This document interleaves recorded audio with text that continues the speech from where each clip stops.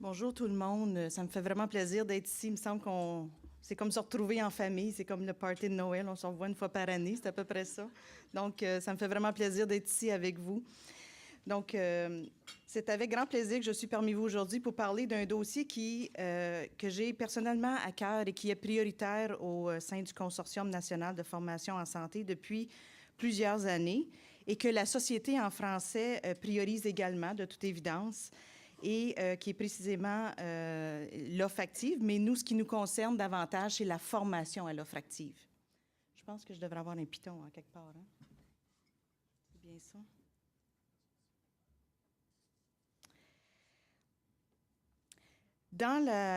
Au niveau pour la stratégie d'engagement, ce qu'on souhaite vous parler brièvement aujourd'hui, c'est comment le CNFS a intégré les concepts de l'offre active dans la programmation.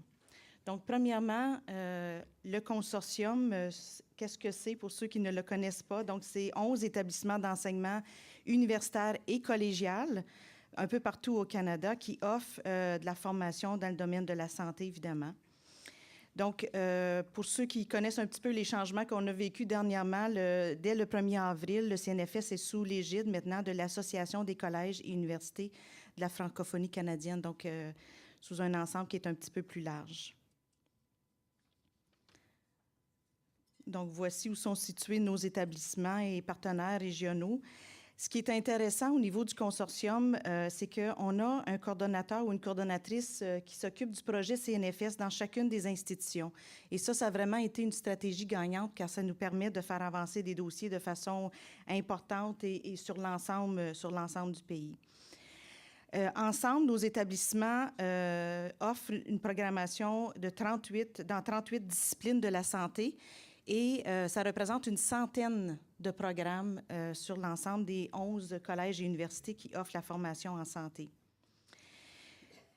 Ce regroupement-là, c'est vraiment une volonté collective des établissements de contribuer à l'objectif d'améliorer et accroître l'accès des services en français par l'entremise des programmes et des initiatives du consortium. Dans le respect des compétences et des responsabilités des secteurs établis, le consortium s'appuie sur des partenaires et réseaux complémentaires tels les établissements de santé, évidemment, les ordres, les organismes gouvernementaux et évidemment notre partenaire, la Société Santé en français et ses réseaux. La stratégie du CNFS mise en œuvre dans les établissements membres du consortium pour engager et développer le leadership en offre active des futurs professionnels. Donc, c'est vraiment une question de leadership et Dr. Schofield en a fait référence tantôt. Je vais maintenant vous présenter la stratégie que le consortium a développée et qui est en place dans nos établissements d'enseignement membres pour engager, développer le leadership en offre active chez les futurs professionnels de la santé. Donc, on est vraiment en train de former les prochaines générations de professionnels qui vont être dans nos établissements à offrir des services. Comme je viens de le dire, c'est avec enthousiasme que j'ai accepté cette invitation à venir vous faire cette présentation pour les 3 raisons suivantes. La formation à l'offre active a été l'un des premiers dossiers que j'ai porté au sein du consortium. Ce concept d'offre active était à ce moment-là une intuition, une idée et tout était à développer. Mais tous ceux qui travaillaient à ce projet y voyaient le potentiel. L'histoire nous a donné raison.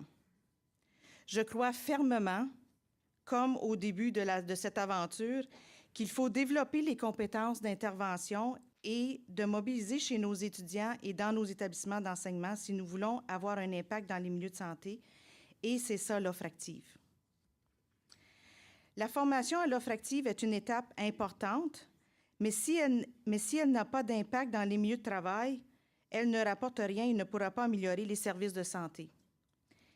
À ce titre, des études démontrent que si les diplômés en santé formés en français à l'offre active ne sont pas dans un environnement favorable, ils vont avoir beaucoup de difficultés à la mettre en œuvre. Donc, c'est certain que d'avoir des conditions favorables où ils peuvent œuvrer, c'est crucial. L'offre active s'inscrit parfaitement dans le renouvellement du milieu de la santé et favorise totalement le leadership positif et rassembleur dont nos systèmes et nos soins de santé ont tant besoin au Canada. Je me sens donc privilégiée de pouvoir vous parler de ce sujet aujourd'hui. L'engagement des étudiants commence souvent par l'engagement des leaders des établissements d'enseignement et celui des professeurs, évidemment.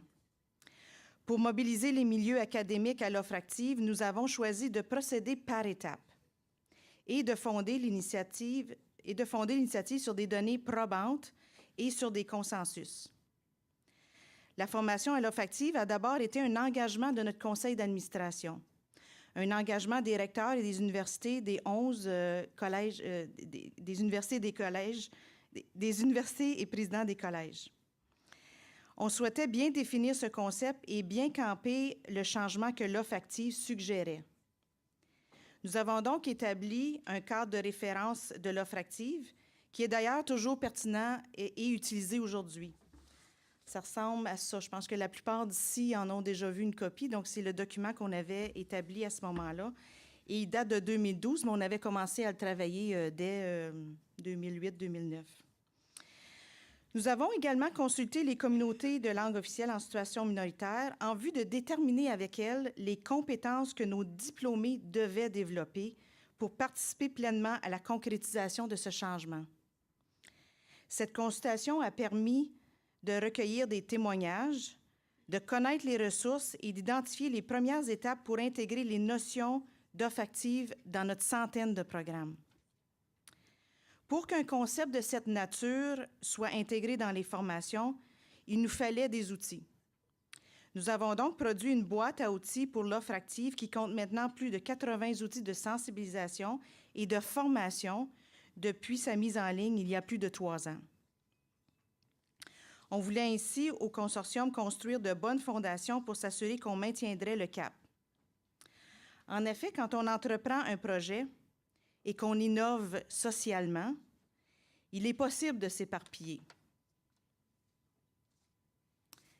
Même si l'image précédente reflétait la tranquillité et l'ordre, je peux vous dire, et certains de mes collègues des établissements de formation dans la salle peuvent en témoigner, que lorsque les consultations dans les 3 régions ont été complétées et que les premiers investissements en offre active sont arrivés, on était un petit peu ébranlés. Quel bord on prend avec ça? Le foisonnement dans les échanges et dans les idées ont donné lieu à un ensemble de projets qui sont allés dans plusieurs directions. Cette exploration est une étape nécessaire et riche pour mobiliser les efforts et expérimenter, faire des erreurs et les corriger.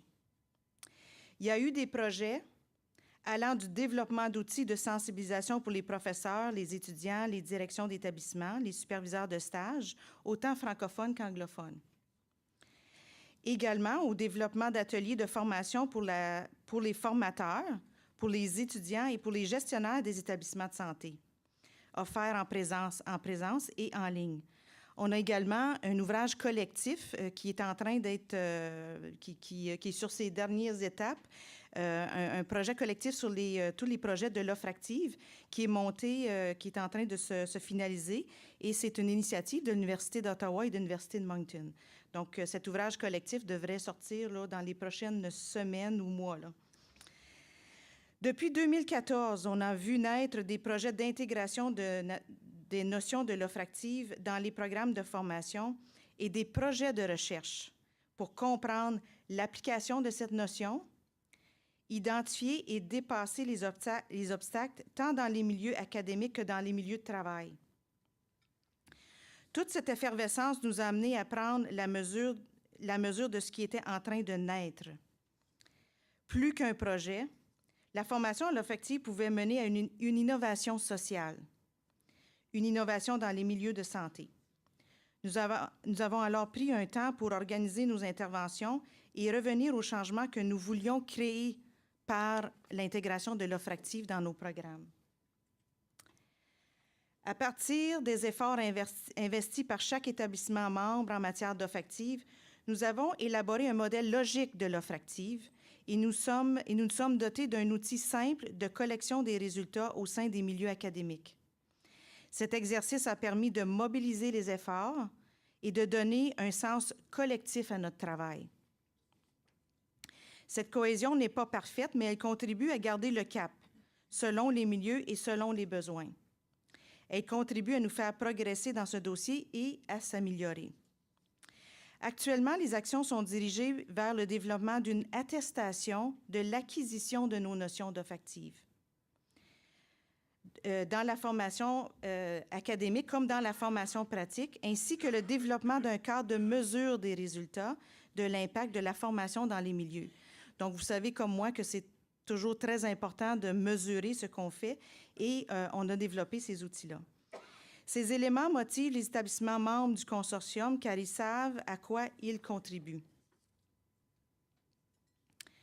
Après 2 ans d'efforts vers l'intégration des concepts de l'offre active dans la centaine de programmes, les collèges membres du CNFS et un programme universitaire ont pu intégrer les notions d'offre active dans les programmes d'études en santé. Il reste quand même beaucoup de travail à faire et les institutions d'enseignement s'y affairent toujours. Plus de 400 étudiants sont donc exposés à la formation à l'offre active en ce moment. La formation est fondée sur l'acquisition de 2 grandes compétences. Intervenir, donc intervenir avec confiance et conviction pour assurer l'offre active des services sociaux et de santé. Et la deuxième compétence, mobiliser, c'est-à-dire exercer un leadership mobilisateur qui contribue à améliorer et maintenir l'offre active des services au sein de leur milieu de travail. Donc, ces 2 compétences, intervenir et mobiliser, sont essentielles. Ces 2 grandes compétences ont été intégrées différemment dans les établissements de formation. Nous serons en mesure de voir l'impact de cette formation dans les milieux de travail avec les cohortes d'étudiants qui obtiendront leur diplôme d'ici 1 an, 2 ans ou 4 ans selon la durée de leur programme d'études.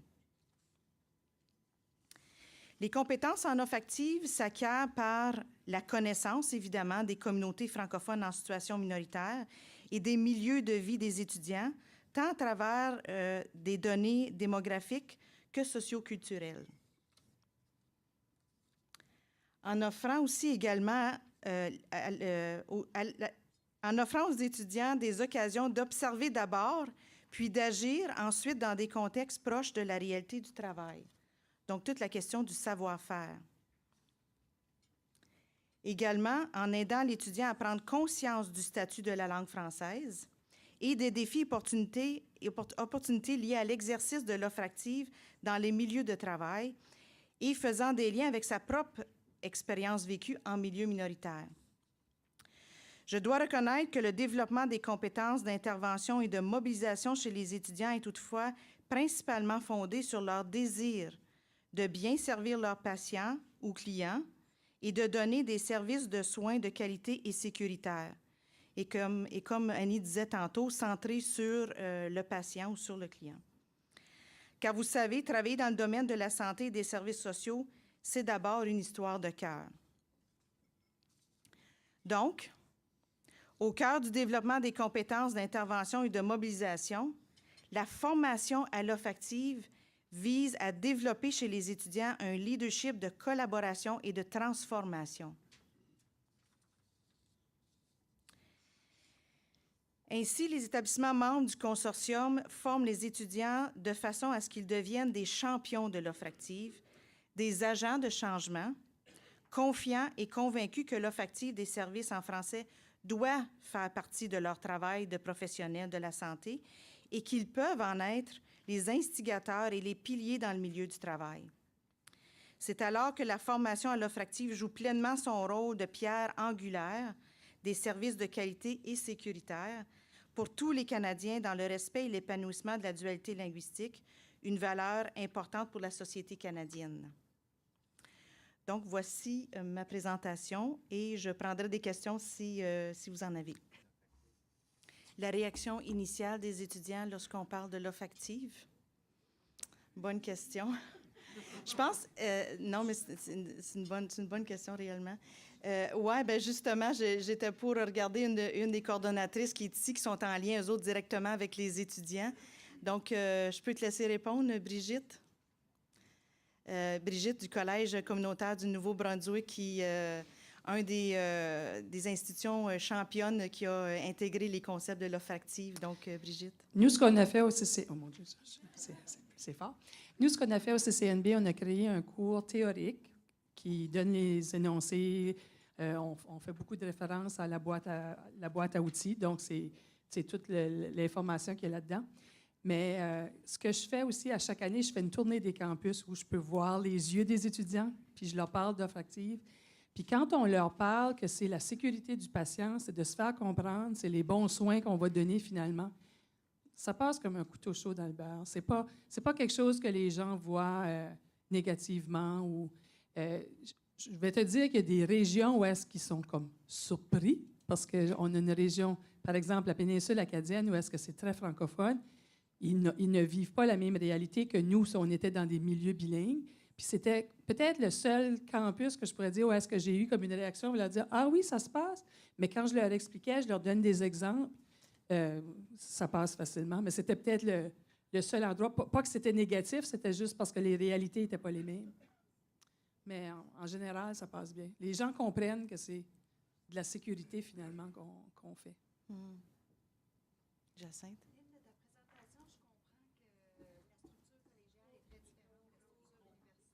Ah, micro.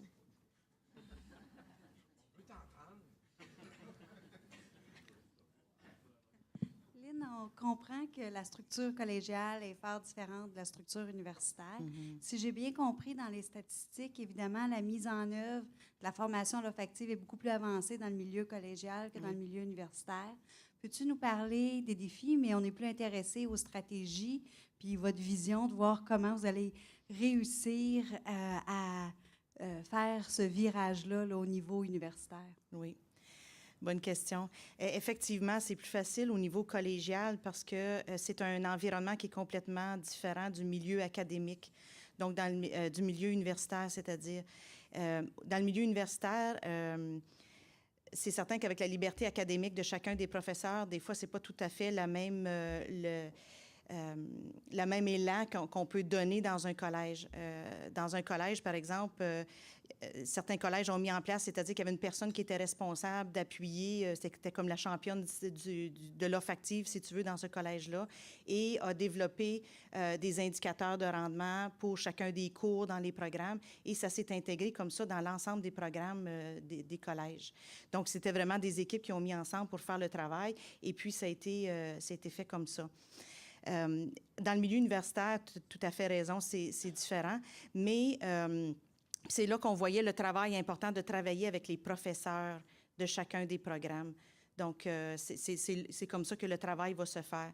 Luce pourrait peut-être ajouter des éléments parce qu'elle travaille plus directement avec les établissements. Juste un complément d'information par rapport à ce que tu dis, puis c'est important de réaliser que pour l'ensemble des personnes qui offrent la formation dans leur domaine, ce sont des spécialistes de leur domaine. Ce n'est pas des spécialistes pour eux de l'offre active. Fait qu'ils se disent « Hey, est-ce que je peux faire des erreurs quand j'enseigne ça? Est-ce que c'est vraiment mon champ de spécialisation et tout ça? » Donc, à l'université, il y a beaucoup de travaux qui sont faits pour sensibiliser, comme tu le dis, les professeurs. Il y a beaucoup d'activités aussi qui sont faites pour que, quand on veut intégrer, parce qu'il y a eu une université qui a réussi à l'intérieur d'un programme de vraiment commencer à faire ce travail-là. Et ce qu'ils ont fait, c'est qu'ils ont réuni l'ensemble des professeurs et ils se sont répartis les compétences qui sont à développer dans chacun des cours que ces professeurs-là offrent. Donc, il y a vraiment eu un exercice, un peu comme ça a été fait dans les collèges, où les professeurs se sont appropriés une partie de la compétence à développer à l'intérieur de leur cours. Fait que c'est un peu de cette façon-là qu'on essaye d'amener le changement graduellement. Il faut comprendre qu'en milieu académique, ça prend quand même un certain temps avant d'intégrer complètement. Ça fait 2 ans qu'on y travaille, qu'on a des outils. Il fallait se développer des outils, s'approprier les concepts, se développer des outils.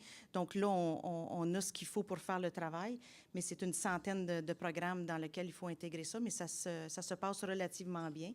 Et puis, on continue le travail. C'est vous?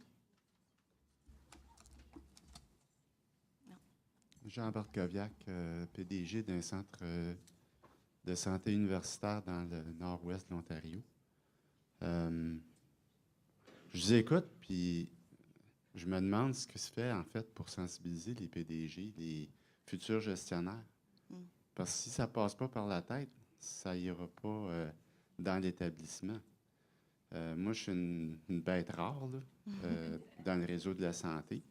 Puis j'ai œuvré à travers le Canada. Alors, je suis bien placé pour parler de mon expérience. Je suis aussi l'ancien président de mon collège professionnel, où le français prend une certaine présence, mais pas très active.